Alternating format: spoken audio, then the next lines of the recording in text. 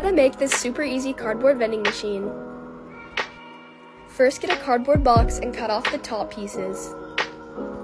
Then use one of the pieces and mark how long the box is. And hot glue both the end pieces together. After I glued them together, I cut a little above the mark I made.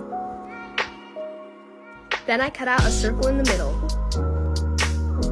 The piece that I cut off earlier, I glued like this and decorated it. Then I cut the top so it can open up to fill.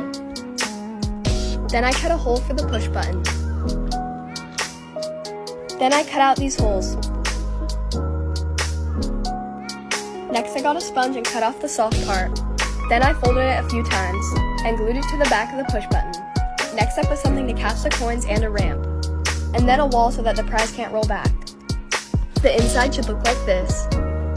Then I glued a strip of cardboard to the front, covering half the hole. And then I covered the rest with cardboard. Then I taped the box shut. Make sure the sponge is barely touching the box. For the clear part, I used a Ziploc bag. Then I decorated it and filled it. You can fill it with anything you want.